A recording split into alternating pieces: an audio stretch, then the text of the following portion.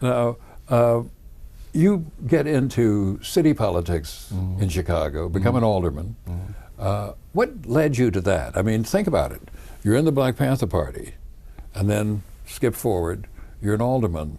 To many people, that's a radical shift. Well, it's a transfer. You know, even in the Panther Party, you know, Huey taught us to be involved in electoral politics. We were mostly supporting candidates. But if you remember back in 1972, or even back in 1968, Eldridge Cleaver, who was a member of the Panther Party, ran for vice president on the Peace and Freedom Party. Right. Right. So we were always on the edge of electoral politics. Bobby Seale in 1972 ran for mayor of Oakland, California, put together a great campaign, was in a runoff. So we were never that far. Plus being in Chicago, Daley, Richard J. Daley, Mayor Daley, he always tried to recruit us as precinct captains. Oh, he did? Yeah, so he wanted, because we were out on the streets. He was no fool. He was no fool. We were out on the streets. We were able to, we did a lot of things. We used to beat them all the time. And we supported candidates. So it wasn't a real drastic change for me to get involved in politics, and I believe that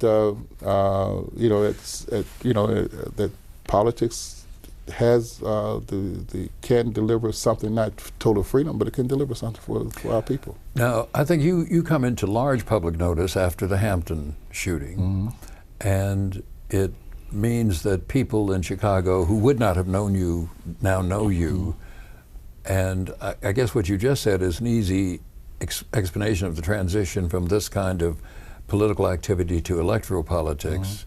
But are there other things that made you make this change? I mean, in addition to the Panthers' involvement in electoral politics, what is there about being an alderman that wasn't being met in your other life? Well, I tell you, there isn't. I mean, when you put a resume together, although I had gone to school and got my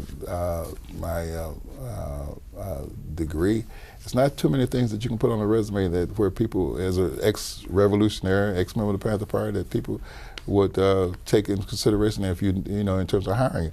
So frankly, I mean, it was some practicalities in it. I needed a job. As a matter of fact, one of the things that was most disappointing to me as I was, because at this time the Panther Party in Illinois had dissolved. But one of the most disappointing things to me, I went to some black organizations that, I thought was okay, would understand, and I asked them for a job, and I was turned down. And I tried. I wanted to go to law school, and they told me that I applied to DePaul University.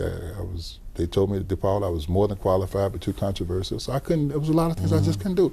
So after doors are shut in my face, and I said, "What is it you can do?" I said, "Politics. You like politics. You've been involved in it. Why don't you try this politics?" So I ran for alderman once, lost. Ran for General Assembly twice, lost, and then in 1983, Harold Washington ran, and I ran along with him. So I got involved in that kind of way.